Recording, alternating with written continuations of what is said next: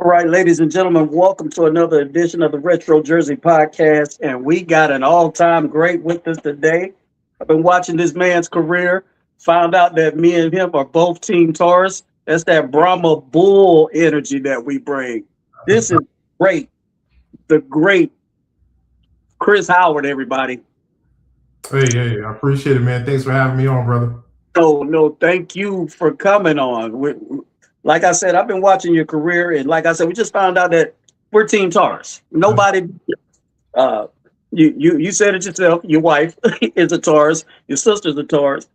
Team Taurus and everything. That's right. Man. So you're, and this what started my interest in your story. You're from Louisiana. Mm-hmm. Yeah, from Louisiana, man. From Kenner, Louisiana, to be exact. A lot of times, when I was at Michigan, and they would show like where I was from, they would say River Ridge, Louisiana. But River Ridge was where my high school was in River Ridge. But I'm from Kenner, Louisiana, from a suburb called Lincoln Manor. And Okay. and so it was funny because me being a kid from Louisiana, that's a long way to go to Michigan. But we had a couple guys, Bobby Powers, who played linebacker at the University of Michigan. He was from my high school, and Bobby was a senior when I was a freshman. So I had already had some kind of familiarity with Michigan because Bobby Powers was like everything in my eyes. And for him to leave Louisiana and go to Michigan, I knew I was going to be all right if I followed in his footsteps. Okay. So what is Bobby doing these days? Man, Bobby is he's an educator, man. Bobby went into, like, once his playing days was kind of over with, he went into education.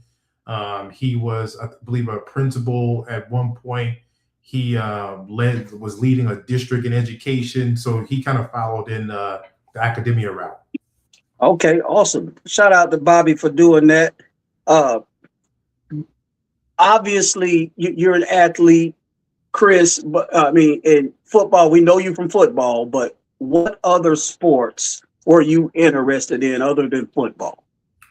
Man, I played everything. I ran track. I played baseball. Funny enough, baseball was my favorite and best sport. Really? Yeah, it was. I mean, I played everything: pitcher, shortstop, first base, outfielder. But I kind of grew up in the park system, right? Little league, especially because my parents worked for the city of Kenner in the recreation department. So I grew up on the park. So you had to play sports. You had to play everything that was available. And I was just one of those kids, man, that just came from a neighborhood where we were all athletes because we all grew up on the park system. But yeah, man, I played football, baseball, track, basketball, AAU basketball, travel baseball, like literally everything. So your love for baseball, I mean, nothing persuaded you like, hey, I think I want to do baseball over football, but I went through your stats. I went through your stats in football. Mm-hmm. I mean, what was it like? I mean, my question is, what was it? What would it have taken for you to be like, okay, I think I like baseball more, since that was your favorite sport? I think it was just kind of, I guess, timing, really, because when I went to John Curtis, the high school that I went to, my school starts at elementary school also. So they start from pre-K all the way up to 12th grade. So I ended up going to John Curtis elementary school in like the 5th grade. And they're one of the top programs in not just in Louisiana, but in the country. It's kind of like a sports factory. And they're good at football, baseball, basketball, track, a little bit of everything. But I was kind of growing at such a rate that I ended up having, I think it's called Osgood-Schlatter disease, which means you're kind of growing you're growing faster than your bones and your joints are at a rate faster than your bones and your joints, right? Is that right? Is that what they call that? I think it's called Osgood-Schlatter disease back then. Who knows what they call it now? And so my doctor basically told my parents that he needs to stop something. One of the sports he needs to give up. Well, I wasn't giving up basketball because I love basketball, and I wasn't giving up track because track I needed track speed for football. Yeah. So I'm like, all right, well, I'm going to give up a sport, even though I was better at baseball. Baseball was still kind of boring to me because, you know, you're sitting around until, you know, you're either hitting a home run or you're striking out or you're in outfield and you're waiting for something to happen. It was just kind of a boring sport, even though it was my better sport. So Do you I think it's dropping baseball. Yeah? Do you think it's boring these days? Because it feels like they speeded up the game a little bit. It's still boring. I mean, I'm sorry to the baseball fans out there, but it's still boring. I mean, the games are like 3 and 4 hours long. You know what I mean? And so unless you stealing the base or hitting a home run, that's pretty much it, right? I mean, that's why you see guys, you know, out in the outfield just sitting around waiting for something to happen. So it was just like, yeah, if I'm going to get rid of a sport, I'll get rid of the boring one.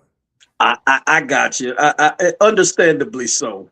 Who was your favorite baseball player, if you don't mind me asking, coming up there?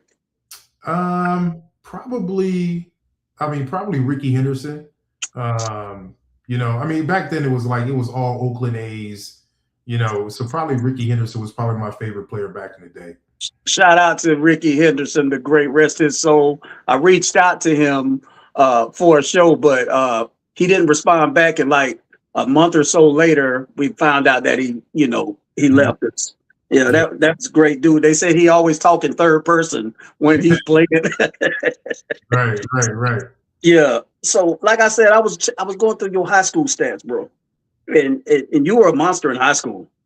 In the state championship, let's talk about that state championship game right quick, because let me give the fans the stats. Let me give the fans the stats. You had 35 carries, and you had on 35 carries, 142 yards.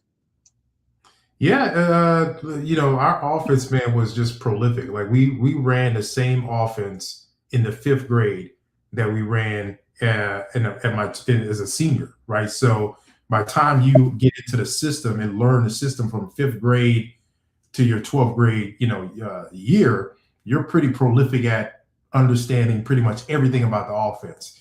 And we ran a split veer offense in high school. I didn't learn how to run out of I formation until I got to Michigan. I never ran out of I formation. You never ran out of I formation? That's interesting because you fit the prototype. Yeah, it was just the system that we ran in high school was a split veer offense, kind of a read option.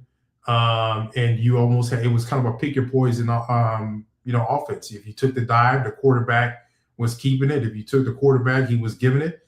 And if you took both of us, he had a pitch back that he could, an outlet that he can get to the pitch back. So funny enough, my stablemate, Kevin Dukes, who ended up going to Tulane, I think he had more yards than me rushing that game also. But we had about almost 400 yards rushing total in that state championship game. They couldn't stop us.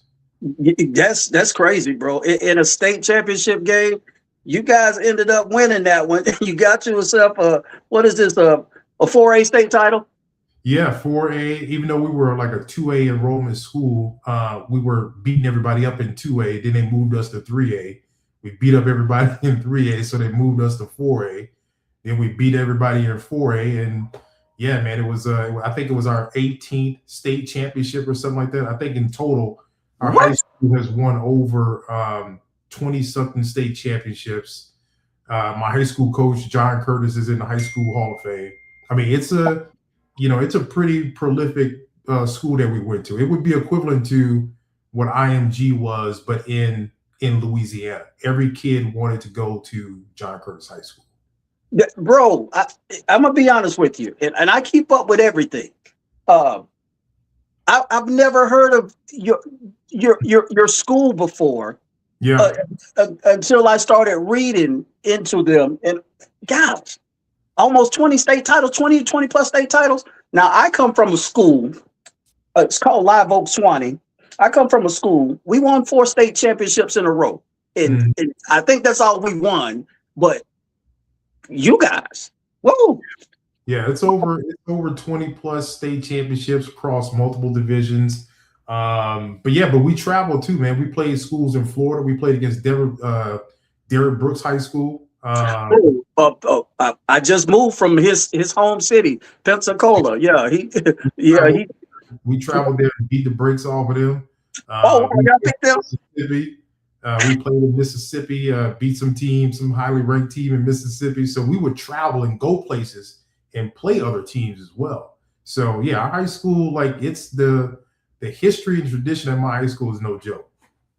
Gosh, bro, I need to look into these guys a little bit more. That's insane. So y'all kept beating. I mean, how big was your school? Because this is interesting. Y'all kept moving up a class. Yeah. And after they couldn't beat you in one class. It's Yeah. like going up weight divisions. What's that like? Well, it's just because our school was what they call a non-denomination school, right? So it's kind of private, public kind of ish.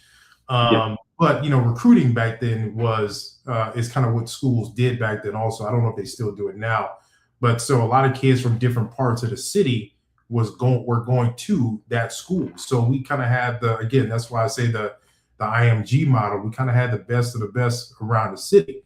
And then once you get kids into your system at a young age, I mean, we were competing in powerlifting. Our strength and conditioning coach in the 8th grade, he ended up becoming the strength and conditioning coach at LSU.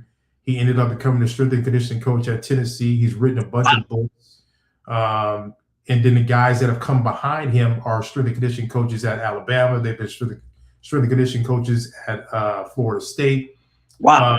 So we grew up in that system. We were doing power cleans, power snatches, clean and jerks. We were doing Olympic lifts in like the 6th grade.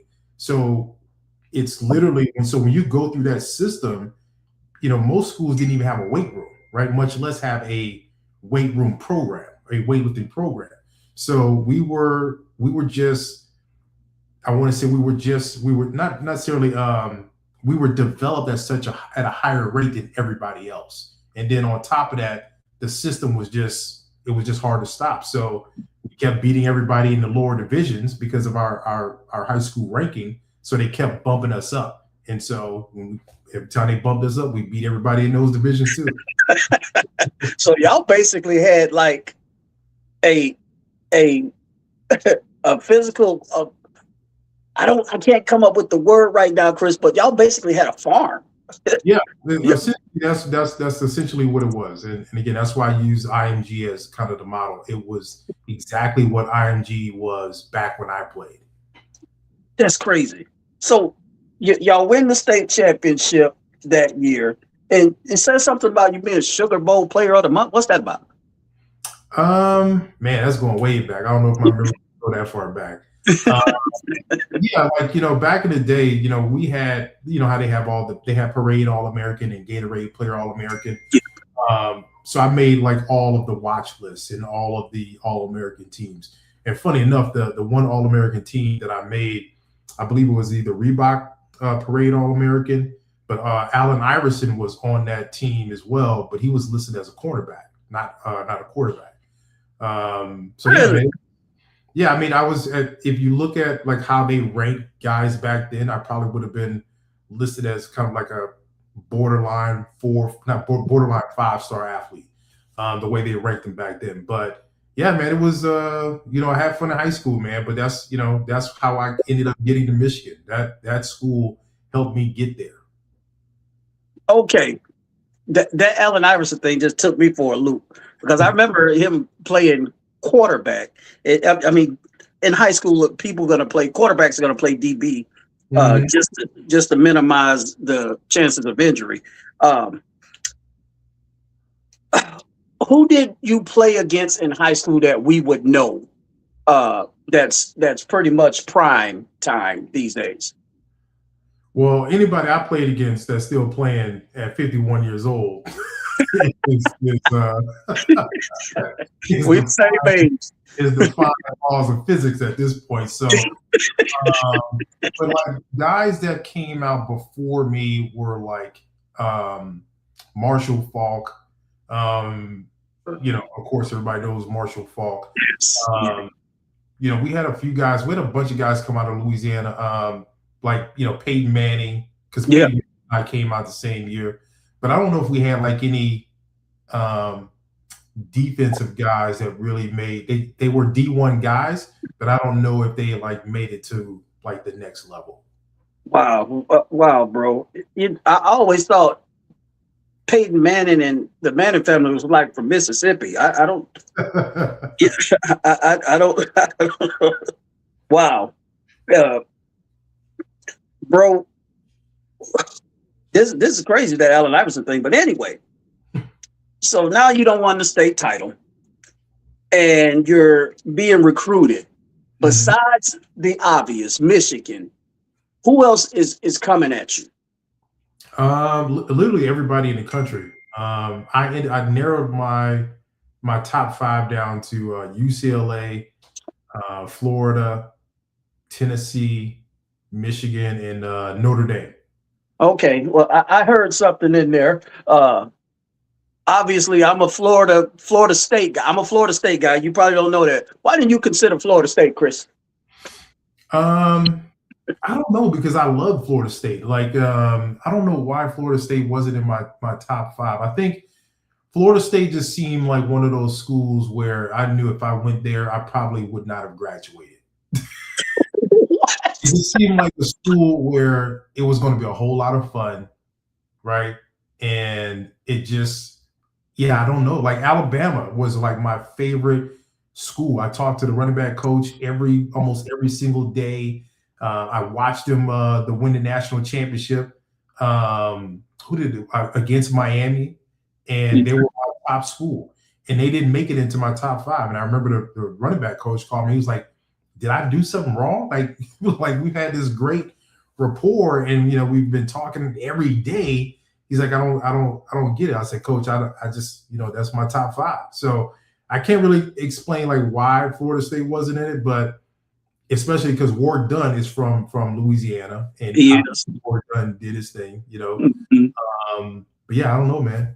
Yeah, that's insane. Well, I tell you, I would have been mad as heck with you if you went to Florida, because my brother by adoption, he wrestled for a while in the WWE.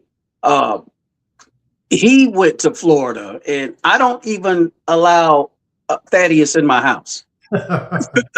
I won't allow him in my house. You can't. I'm glad you didn't do the Florida thing. Yeah, Eric Rett was one of my favorite running backs. Like I had the poster of him on my wall. Love me some Eric Rett back in the day. Yeah, I love Eric Rett. So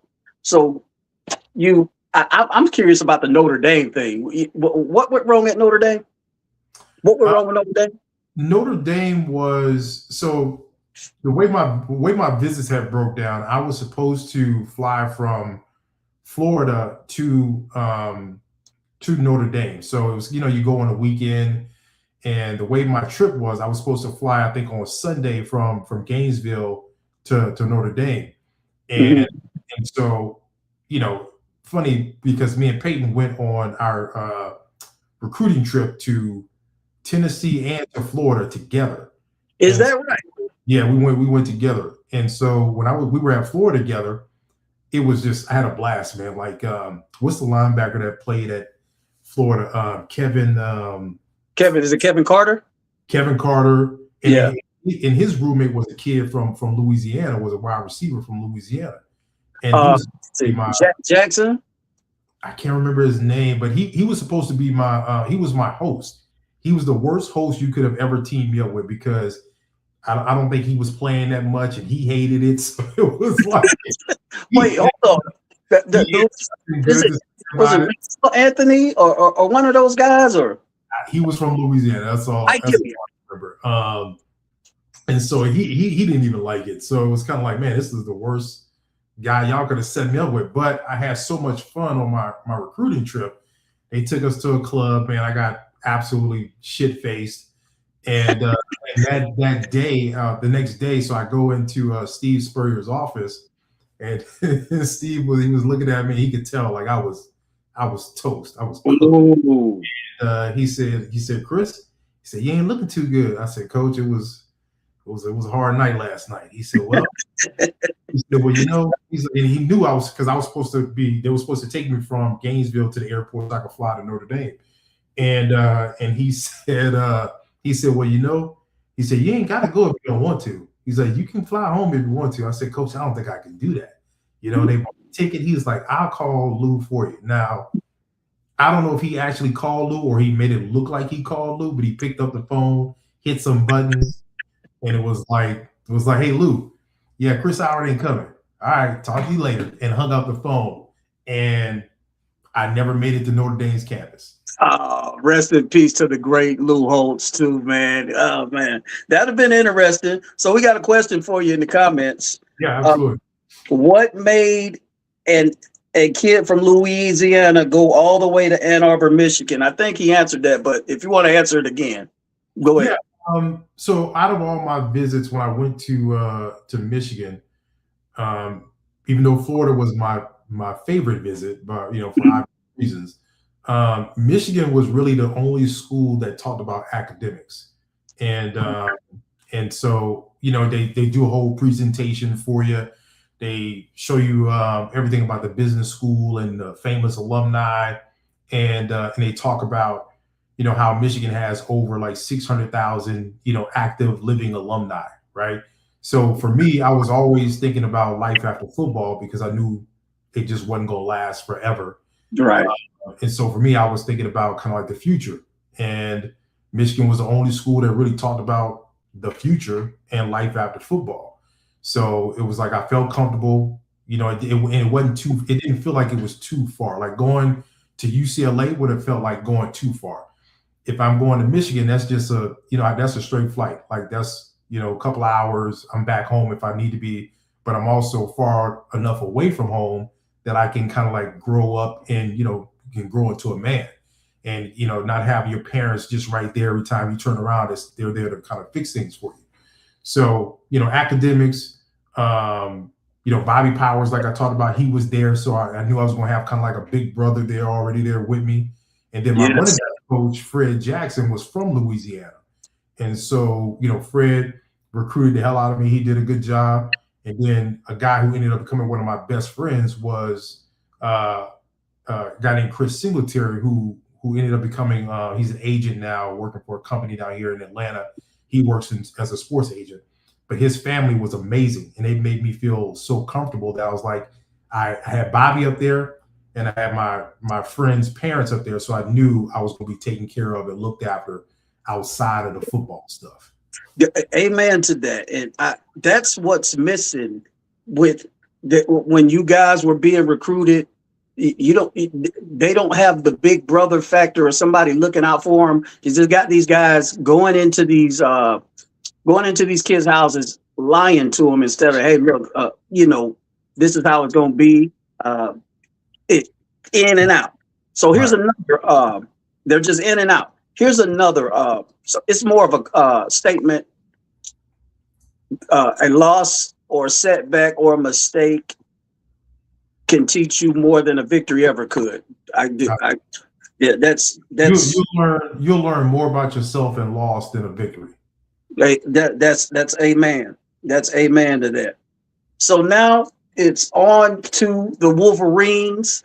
And you had to be in business mind when you seen how loaded that running back room was, because I looked into it. That running back room was loaded. So let me read some of the people that you had. Tamunga Bianca Patunka that was there. Tyrone Wheatley, Chris Floyd, Woodrow Hankins. Some of them were fullbacks, but there's still the running back room. So, was it Andre? Oh, did I say it right? Andre Weathers? Yeah, Andre Weathers. He ended up being converted to a cornerback, and he became an all Big Ten cornerback. Got drafted, I think, by the Giants his senior year. Woodrow Hankins was a guy who also got converted to cornerback. But I'll tell you kind of a funny recruiting story. So Fred Jackson, as he's recruited me, because another thing that made Michigan attractive was the fact that Tyrone Wheatley was supposed to be going to the draft, right? But he hadn't declared yet. So Fred was telling me, he's like, listen, Tyrone is gone. We got this kid, Tim Bianca Patuka. He ain't that good. He from Africa. He a soccer player, right? So Fred is feeding it to me, right? And I'm like, okay, I'm gonna come in, Tyrone gonna be gone. They got this African kid, he don't know how to play, right? So I'm believing all that shit. And so, so I commit. And so before I report on campus, how I found out Tyrone was coming back was we were in the French Quarter shooting pool, me and a buddy of mine. And the ESPN ticker thing comes on and said, "Da-na-na, da-na-na, Tyrone coming back." I was like, God damn it. Right? But I'm like, I'm already sold. It's cool. I get to learn from a guy like Ty. And so I get there on campus and Tyrone is every bit as good as advertised. And then Tim Biakabatuka, who knew what he was going to turn into, and Tim was just unbelievable Yes. As a running back, and he ended up becoming one of my best friends also. And then once I realized that those guys weren't going anywhere, I got real comfortable on special teams. Wow. But hey, bro, you were playing at least. So shout out to Munga Biakabatuka and Tyrone Wheatley. And I'll be honest with you, Michigan is my second favorite school. I've been watching you guys since Bo Schembechler and way before Desmond Howard got there. Tony Bowles and Ricky Powers and all of those guys. I've been watching y'all since then. You didn't see significant playing time in your first 2 seasons, but talk about your work ethic to get to the starting lineup in the last 2 seasons. Yeah, it was tough, man, because when you come from being one of the top players in the country at your position to now kind of having to start over, right? Because you get to campus, you're as much as they're recruiting you and telling you that you're awesome and that you're great and that you're going to play, that's just the sales pitch. Once you get on campus, you realize real quick that you just another, cog in the wheel. You just another snot-nosed freshman that don't know shit. And that was kind of a hard pill to swallow, which it's a hard pill for a lot of guys to swallow because, football is a sport that we love to play. And now we're not able to play it. We got to sit and pay our dues and wait our turn and wait for our time. Right. And a lot of times, guys can sulk and, get in their feelings and not work hard and then transfer or leave or quit or whatever. And there was a point in time where I definitely wanted to transfer, but my parents were like, "Nope, you made a commitment and you're not going anywhere." So it was like, all right, well, mom and dad said I can't go anywhere, so I guess I might as well, go and ride this thing out. So I knew it when I wasn't playing my freshman year. I was like, well, I'm just going to take out my anger and my energy on special teams. And every week they would give special team awards, right? Like for the guy who had the biggest hit, who had the best tackle, who had the best block. So my goal was to try to win all those awards, the special team awards. Mm-hmm. And funny enough, me and Chris Floyd, who was my classmate, me and him was winning like awards left and right. And it was like, man, those 2 freshmen are going to be serious because nobody else was traveling at that time. And nobody else, especially the freshman guys, just weren't as far along as me and Chris Floyd were. So we were able to travel and see the playing field and get some grunt time with about 2 minutes left in the game or something like that. So those first 2 years, man, was a struggle. My sophomore year, I kind of hit a mental block because, again, I wasn't really playing that much. Tim had blown up. And I think at the time they had brought in Clarence Williams. Okay, yeah. And Clarence was fast. He was nimble. He was much faster than I was. And Clarence had passed me, right? And I was having academic issues. It was just, if you don't have football, for a lot of us, you don't know who you are outside of being an athlete. And so, I kind of struggled mentally. I was homesick and just kind of got inside my head. And it wasn't until my junior year that I kind of broke out of it. I had a really good game against UCLA. That was kind of like my coming out game. I had like 4 touchdowns or something like that. And then it was like, okay, that was the kind of confidence booster that I needed for me to believe in myself that I can play at this level. And then after that, I was super committed after that. It showed because I want to talk to you about your junior season. And I want to let you know I'm also mad at you. Why do you guys get all the way there and almost get 1,000 yards and stop right there? Yeah, you got to take that up with Phil Jackson. Jack Jackson and Kes McCorvey about the same thing. Y'all dudes get right there about 1,000-yard mark and something happened. What is up with that, Chris? Well, you got to talk to Fred Jackson about that, man. And tell him to pull up. Yeah, senior year when I could have got to 1,000, but we had a young running back named Anthony Thomas. Mm-hmm. I know who Anthony Thomas is. And so Anthony got some carries. Chris Floyd got carries. Clarence Williams got carries, and that's what made that running back group so good. Because if you go back and look at those games, you'll see where they lined us up. The running backs lined us up in the slot. And they lined us up in the slot because we were very good at blocking for each other. And a lot of times some of our big runs came off of because we were blocking for each other. Mm-hmm. And that was great. Like I wanted to see Chris Floyd break a big run. I wanted to see Train break a big run, and vice versa. They wanted to see me break a big run. So we didn't care about, who's going to get the most yards because we knew there was enough meat on the bone for everybody to eat and everybody to shine. And that's why we ended up being successful my senior year. But, you have to sacrifice a little bit when you go to Michigan because very rarely are you going to beat the guy, right? And it's always going to be those guys who are kind of like once in a generation type talent who's going to beat the guy, right? Your Tyrone Wheatley, your Tim Biakabatuka. I mean, look at the kind of career Ricky Powers had, right?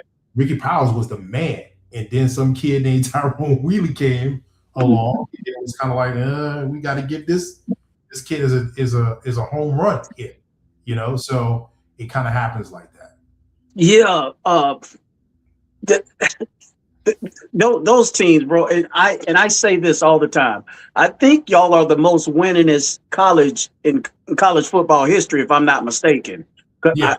Yeah, and I think Florida State is probably one of the teams of the 90s that won the most, but you guys got the most college football victories in history. Our school also has been around longer than the football helmet, so it's kind of easy to be the most winningest team in college football history when you're literally around at the birth of college football, but nothing to take away from that because that's still a major accomplishment. But I think we always have to kind of put things in perspective. Yeah. Here, the same. They're asking the same question. We just went over that. How do you not get 1,000 yards? Because I guess they're looking at your. I guess they're looking at your stuff. 970, 930 in a row. Yeah. But yeah, man, it was just it was like we had that running back by committee. And, there'd be some games where Chris Floyd was getting, he was popping runs. And so you kind of ride the hot hand. And then we knew that kind of going into the season that it was going to be a running back by committee because we all brought something different. Chris Floyd had amazing open field speed, but, Chris Floyd was kind of a one-cut downhill runner. I'm more of a shifty cutback lane runner, and then Clarence is what we call kind of the jitterbug runner who's fast. He's going to bounce and get outside. And Train was kind of like the perfect blend of all of us. Yeah. Yeah, bro. So you leave with a national championship and 17 touchdowns at least. So, I mean, ain't the gaudiest of numbers, but bro, you stepped in the end zone 17 times. For the Maize and Blues. So shout out there. Let me ask you this. During your time at Michigan, what team, other than the obvious, because we know Ohio State is you guys' rivalry, other than those guys, who was you guys' toughest matchup in yours individually? I would probably say, and this is probably going to sound odd to people, but probably Northwestern, because Northwestern was just a pain in the ass type team that just hung around. Like we could never like just kind of break away from them, and we lost to them like 2 years in a row. I think maybe 3 years in a row. We had Was that the year? Well, I don't mean to cut you off. Was that the year? Was it Coach Gary? Was the yeah, coach? yeah, they won the Rose Bowl, right? They went to the Rose Bowl. Pat Fitzgerald, the linebacker on those teams. They were a very good team, and even after that, it was just they were a very hard team to put away. And I think once they had built that confidence of that they could play in the Big Ten and beat the big boys in the Big Ten, they were playing at just such a different level that you couldn't just look at Northwestern on your schedule and be like, oh, that's going to be a cakewalk game. It was like, no, we already know, it's going to be some little white wide receiver that's going to be cooking. That's going to be cooking our secondary, and probably he's probably a lawyer now. They were just a hard-nosed, gritty team that we knew that you weren't guaranteed to beat them. Now, I could easily say Michigan State. Michigan State is always going to be a physical team. Wisconsin is always going to be a physical team. You already know what you're kind of going into in games. But Northwestern was the team that kind of took the most out of you. I believe that too, bro, because they play people hard. So here's my other question. I don't know if you answered it. What individual player gave you fits, and what individual player did you like to burn, that you like to just like to dunk on every time you see them? I don't know if there was a individual player that I was like, oh yeah, I can't wait to play him. I tell you what, the player who was incredible, man, was Antoine Winfield. I mean, he played many years in the NFL. But Antoine Winfield was a heat-seeking missile, man. For a little dude, for a little cornerback. He actually knocked my senior year. He actually knocked me out of the game against Ohio State. Ty Streets, I still love you, Ty Streets, but you threw me a lookout block. Yeah. And he completely whiffed on Antoine Winfield. And by the time I saw Antoine, man, that helmet went straight into my head, and I got up dazed and confused. And I took myself out of the game because I knew something wasn't right. And I was like, I'll be damned if I'm going to be the reason we lose this game because I'm out here trying to be a hero. And but Antoine Winfield was a heat-seeking missile. Andy Katzenmoyer, I think goes without saying. But Ike Reese at Michigan State was an incredible linebacker himself. Iowa always was a tough team, but the team I think I liked playing against the most was just Michigan State, because it was going to be so much shit talking in that game, and it was just always a fun game, man. It was chaotic, it was crazy, but it was always a good game. Yeah, you guys, and we'll talk about that, because those matchups with Charles Woodson and David Boston, we'll talk about that here in a minute. So let's shoot right over to your national championship game, closing out the Washington Cougars 21-16. Talk about the atmosphere in that game, because that was before the BCS started. Talk about that. Yeah, it was crazy because we hadn't been to the Rose Bowl in like 4 or 5 years. At that time, Michigan was going to the Rose Bowl every year. It wasn't until we got there till we started messing things up. And but it was cool because we hadn't been to the national championship game. We hadn't won a national championship game in 50 years. And prior to that, my senior season,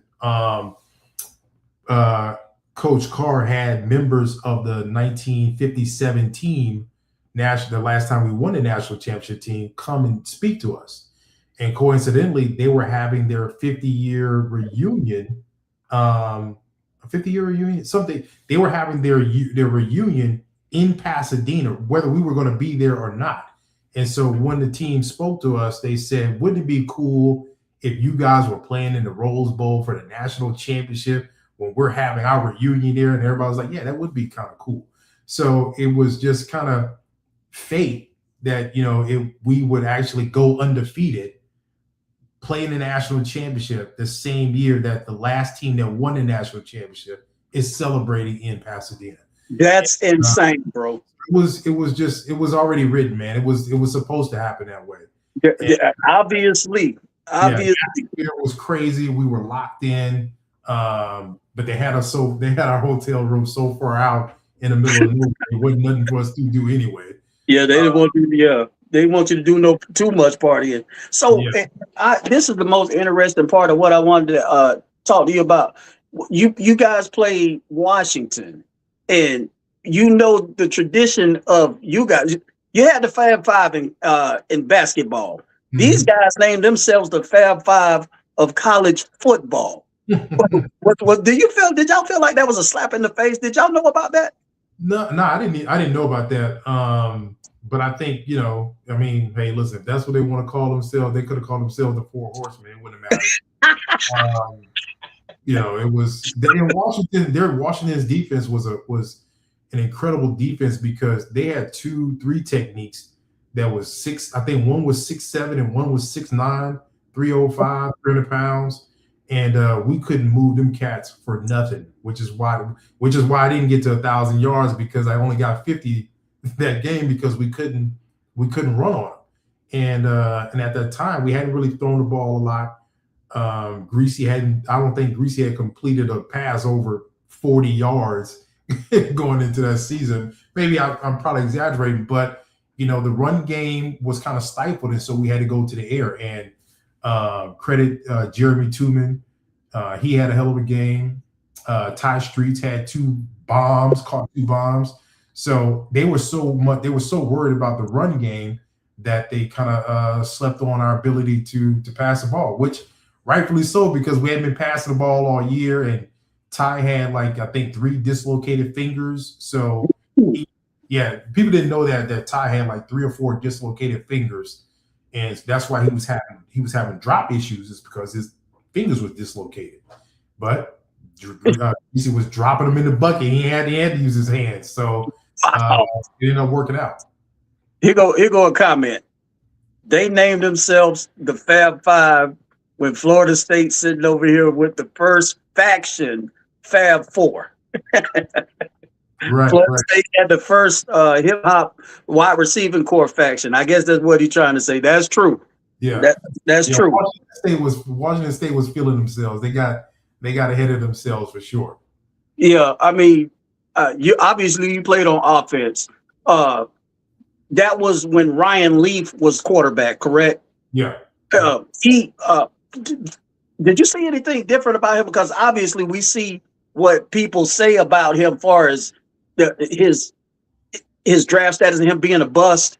Did you see that? Did you see him being a bust, or what? You seen greatness out there when you were playing against him? He was good. Yeah, right. He was. He made it to as a Heisman finalist, so you can't knock his credentials. But I tell people this all the time. I'm like, high school, you can be a great high school player, and you can become an average college player. You can be All-American at college, make it to the NFL, and get cut the first week.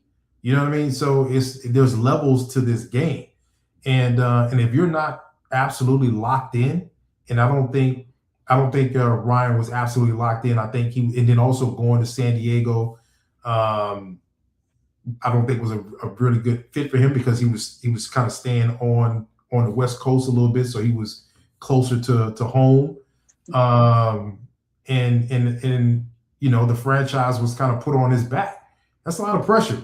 And some people, you look at history, whether it's Johnny Manziel or Ryan Leaf or whoever, it's the pressure is a lot for a lot of guys. And some guys rise to it, and some guys don't. If you don't have a really good foundation going into that, it's more than likely going to end in disaster. Sounds like, yeah, man. But I will say this about him. He must have saved his money, because he bought a lot of ranch property. He saved his money. So he ain't that bad. He didn't do much of it. He didn't be a bust that much. He wasn't a bust that much. But so you have a football brother by the name of Charles Woodson. Mm-hmm. That night, I think I went to bed early when he was up for the Heisman when he won the Heisman Trophy. I didn't know till the next morning that he won it. Did y'all think he was going to win it? Because I know it was him, Peyton Manning, Ryan Leaf, and who else? It was Randy Moss. Randy Moss. Randy Moss. And that's a amazing Heisman finalist group right there. Yeah. Did you guys feel like he was going to win it, or did you guys know he was going to win it, or? I didn't know if he was going to win it or not. I knew he had a really good shot, but we also felt like, because Peyton came back to win the Heisman. You know what I'm saying? Like, he could have done the year before, and he still would have got drafted probably first overall. And but Peyton had came back to win the Heisman, so you almost felt like they were going to give it to him because maybe in their eyes he made the ultimate sacrifice to be the team player and come back and yada yada yada. But I felt like Peyton was going to win because, again, no defensive back had ever won the Heisman, right? And then you're going up against one of the best quarterbacks in the country, right? And also Peyton has the name Manning behind him, so you felt like it was going to follow tradition. But I think Charles had created so much buzz, and I think with us having a season that we had, and if you look at what the Heisman is supposed to be about, the most valuable player in all of college football, well, without Charles, I don't think we win a national championship. So he was undoubtedly the most valuable player on our team who helped us get there. So I think the voters got it right. I totally agree with that. I mean, I've said that on numerous occasions. Hey, bro, y'all are not giving it to the most valuable player.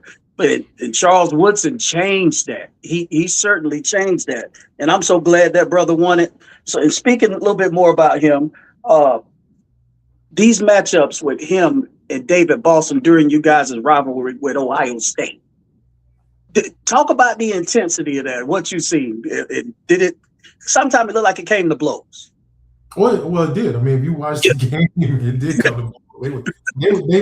Today they would have gotten kicked out of the game. I mean, they were literally throwing blows, right? Yeah. And but that had built up, probably from David Boston's visit, because David Boston came on a visit to Michigan, and I think he came on a visit to Michigan just to talk shit to Charles. So, yeah. Marcus Ray, my teammate Marcus Ray, who played safety, he tells that story. It's hilarious. But yeah, listen, there's no love lost between Michigan and Ohio State, and we were the top dog going into that game. We had knocked them off the pedestal numerous times, right? They were number one when we were knocking them off, and now we were number one, and now they had the opportunity to knock us off. But it didn't go their way. Obviously not. Y'all got the title. There was also some speculation. Speaking of David Boston, and maybe you could clear this up because you're more closer to the situation than I am. I hear his dad was a referee, and there were allegations of him tilting the scales for David. I don't know if you heard about that, but if you could elaborate on that a little bit. I never heard of. I knew his dad was a referee, but I had never heard anything about that. So I can't really speak on that. Right. Everything I've known about, especially David Boston's father, as far as him being a referee, I've never heard his. And again, that's because I just don't know. But I've never heard of his integrity of the game ever becoming in question. So that's interesting, bro, because I've always wondered about that ever since I heard about it. But let's go on over here. Before I forget, and I want to know if you knew this. You seen the movie Gridiron Gang with The Rock? Oh, yeah. One of my favorite movies, yeah. Yeah, so this is what I just learned. The running back, Michael Black, his character was based off the running back in Gridiron Gang. Did you know that? Yep. Yeah. Wow. What was that like playing against him?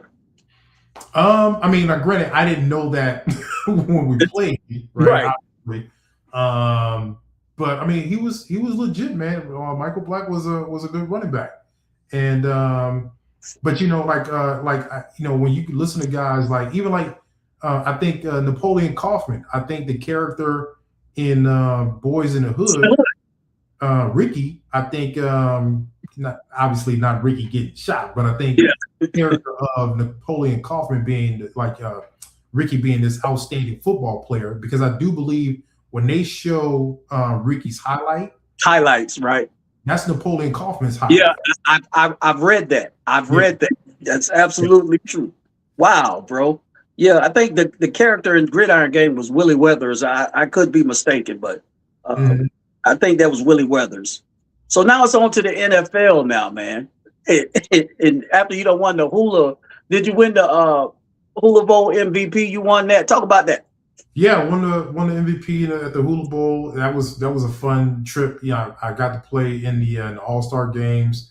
I played in the East-West Shrine game, and what the hell was the East-West Shrine game? I can't remember where that was.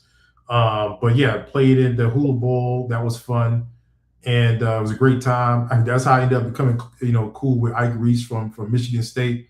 Okay. We were on the same team, and it was funny because we both were kind of like. I remember Ike being like, "Man, you're nothing like I thought you would be," and I'm like, dude, like, where do you think I'm from? You know what I mean? Because everybody, like, if you go to Michigan State, like, you think everybody are like these preppy kids, or you know, like we all come from money or something like that. I'm like, man, I come from probably the same place you come from, you know. Right. And so we hit it off, and a lot of Big Ten guys were on that team, and so we had a great time, man. But it was fun. I probably drank a little too many Mai Tais and put on about 5 pounds. You know you was supposed to be doing that, Chris. Yeah, you know you're supposed to be. we was out there partying with the Hooter girls. It was sponsored by Hooters. So we hanging out with the Hooter girls and drinking too many Mai Tais. And I broke a run, and the guy was like, he's like, and how was gone? And then it was like, and I got caught from behind, and he said it looked like somebody dropped the refrigerator on Howard's back. No, that was Mai Tais that fell on my back. Boy, I'll keep my mouth shut about that, man.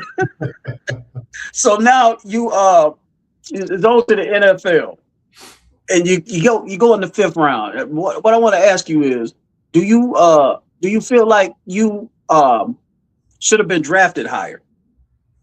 No, honestly, I didn't think I was going to get drafted at all. Really? I remember when I signed with an agent, and they were like, well, you know, they have me ranked as a top 10 running back, and like literally top 10, like number 10, not 5, not 6, but literally the 10th best. Literally number 10. Right. And so when I saw that, I was like, oh wow, okay, well, I might get drafted in the 3rd round or something like that. And I remember my parents wanted to throw me a draft party. I was like, hell no, we're not throwing a draft party. I was like, I'm not even coming home. Like, I ended up watching the draft in my apartment in Ann Arbor in the dark by myself. And, wow, bro. Yeah, you needed that peace. I didn't want like that headache of having to like entertain people and the uncomfortableness of if I don't get drafted and, you know, people feeling awkward and stuff like that. So I stayed in Ann Arbor, watched the draft in my apartment, got the phone call. Then I flew to New Orleans, and then I went straight to Bourbon Street. Bro, I love Bourbon Street. I've been there a few times. But 17 running backs were drafted before you. Let me run down a few names to you, Chris. Fred Taylor, Tavian Banks, Curtis Enis, Robert Edwards, John Avery, Skip Hicks.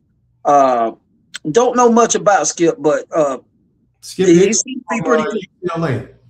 Yeah. I remember him. I remember the UCLA, but I didn't get to watch too much West Coast football, but I love West Coast football. But I didn't, you know,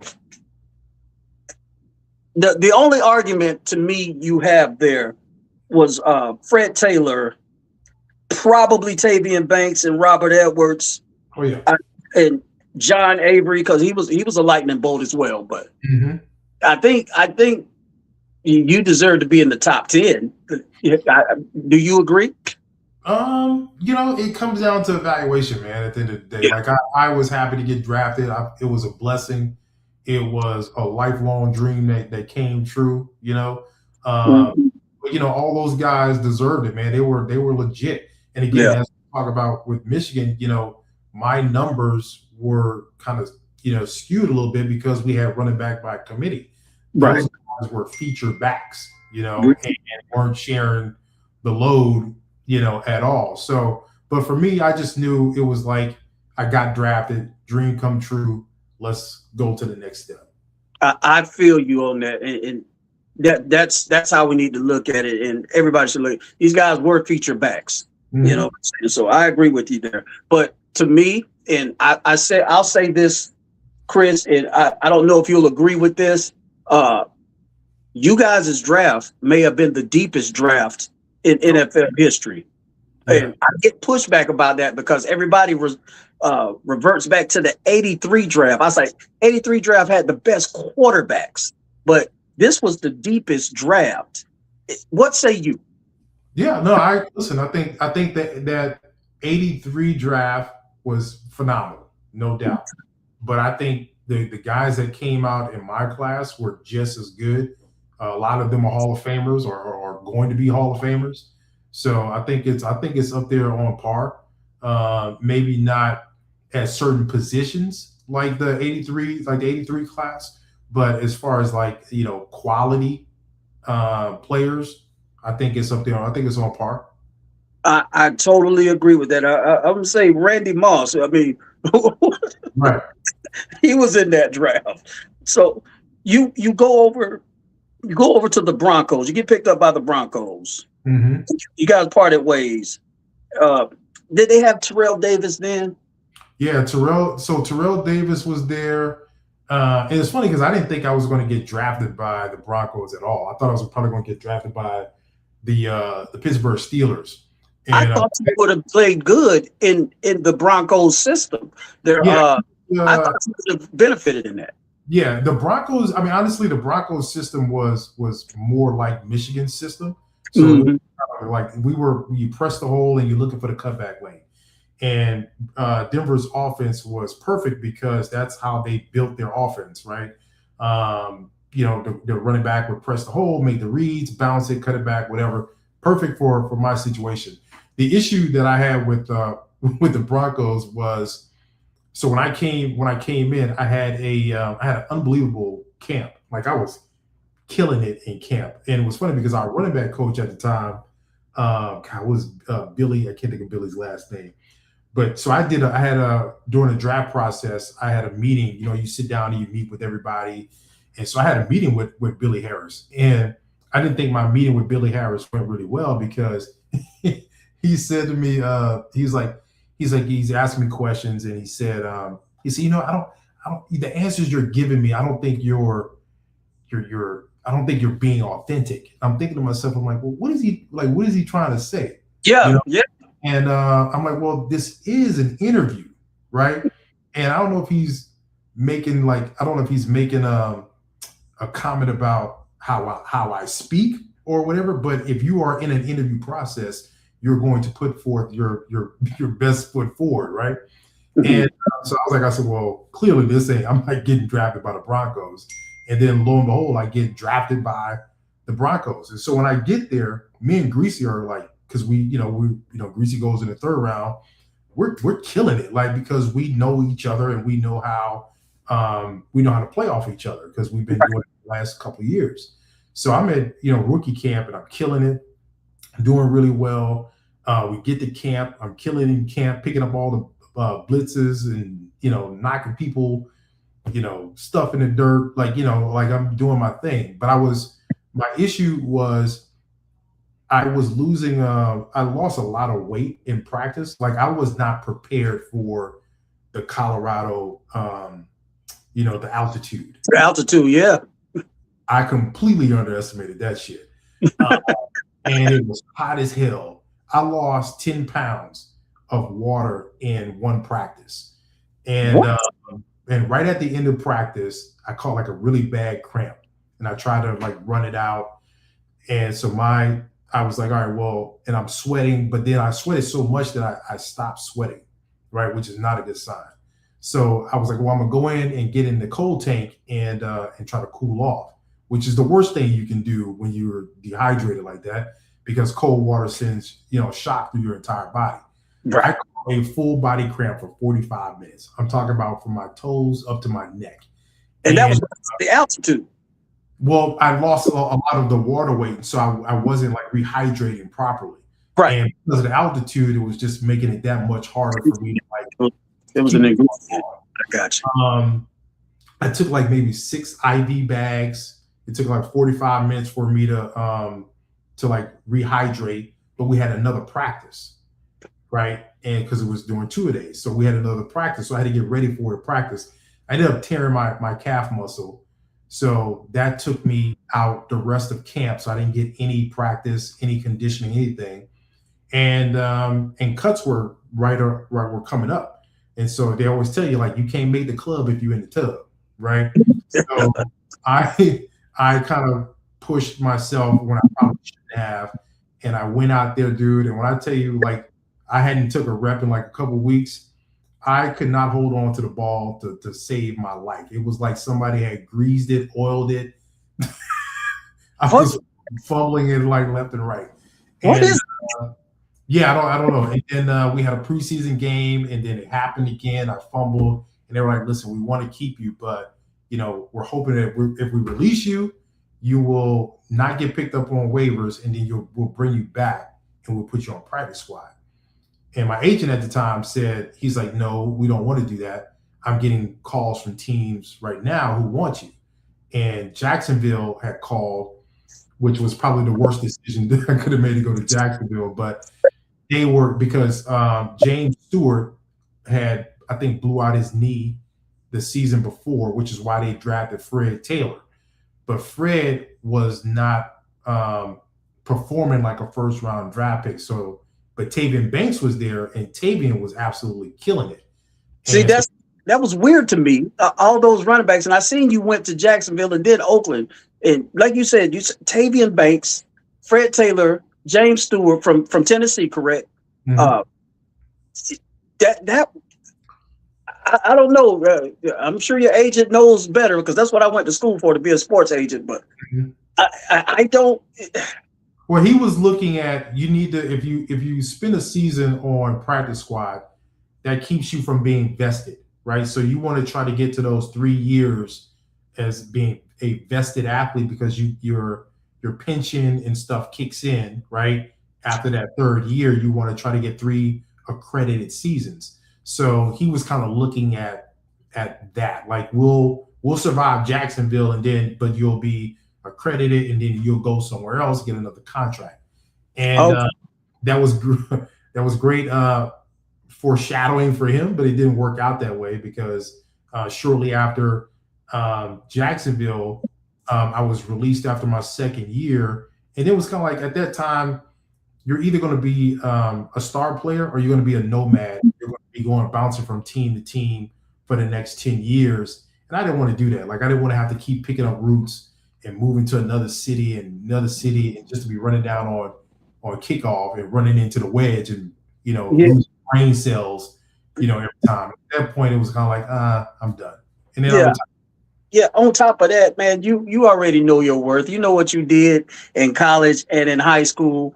And I felt like, if with anybody, you feel like, hey, bro, this is, I don't want to say embarrassing, but this is disrespectful to me and my skill set. So did you have that mindset? It's a business at the end of the day. And like I always talk about, there's levels to this. And the one thing that you always have to do is be honest with yourself and honest with your capabilities.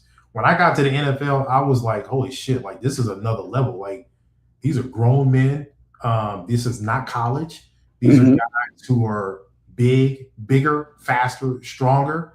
And I believe I believe I had peaked, right? Because I've been playing sports for so long, multiple sports for so long, that I had peaked at a certain age. I wasn't going to get any bigger, stronger, faster, right? I had hit my ceiling. And so for me, I was not willing to be a guy, a journeyman that's just going to go around the NFL bouncing from team to team to see if I can make this squad. And you know what I mean? It was just I had bigger dreams and bigger plans for myself than just to be a football player. Understood. We got some more questions for you, and I'm not going to ask you that. So let's move on. Do you think you know what I'm talking about? I can only imagine. I'm sure I know. Yeah. Well, we gonna move on because I don't want him getting beat up later on. His queen is the Taurus, so I don't want that smoke. So Queen, don't put it on me, Queen. So we're not gonna. Yeah. Preach it. Let's keep it a family show. Yeah, bro. Yeah, you heard that? We try to keep it family over here. So yeah, y'all keep that Gen Z energy over there. So. So let's have some fun. Let me go ahead and get you out of here, man. I enjoyed this. I really did. So give me your top 5. We always do a Mount Rushmore over here for your teams. So give me your top 5. Instead of 4, we do 5. Let's go. Give me your all-time top 5 at Michigan. Damn. Top 5 of Michigan, man. That would. I mean, obviously, Charles is going to be one. That's my guy. I'm gonna go with Tyrone Wheatley. Okay. Just, guy that I played with. Desmond Howard. Okay. Okay. People gonna be like, you didn't pick Brady. Brady didn't play, so Brady's not gonna be my. Oh, thank you. Let's see. Man,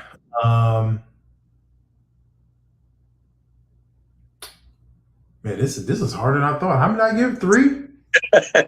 Wait, you got Charles, Desmond, Wheatley. That's 3 so far. Oh man, I feel like I'm gonna piss some people off. And they can see it too. They're gonna be like, how could you not pick? Man, this is. I'm trying to go defense.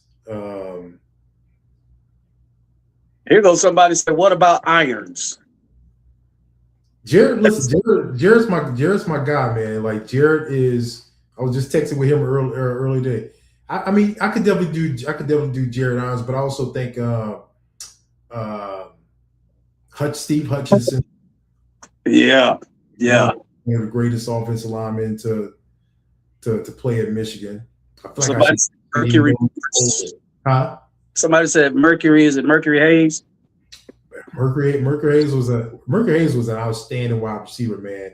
He don't get a lot of credit for what Mercury brought to the table. Oh no! Somebody said Ryan Mallett. I love Ryan Mallett, but Ryan Mallett. We talking about Mount Rushmore in Michigan?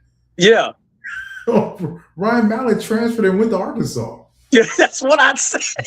Like, somebody down here though. Y'all trying to get me beat up on this, Elizabeth, man. Y'all trying to get my Michigan card revoked. You know what? I think I got to give it to Steve Hutchinson. I'm sorry, not Aiden Hutchinson. Aiden Hutchinson, man, was just Hutchinson. He was instrumental in what we were able to do to Ohio State and to break that curse. So I think I got to give it to Aiden Hutchinson. What's that? 4? That's 4. Let me see. I'm gonna go real old school, and I'm gonna go with Jamie Morris, man. You go with Jamie Morris. Okay, I'm gonna put that down there. I remember you said it. Who was the guy? And he I think he played when Coach Harbaugh was there, and I think it was in the Orange Bowl at Florida State, and he was a linebacker. He was a hybrid. What was his name? Shante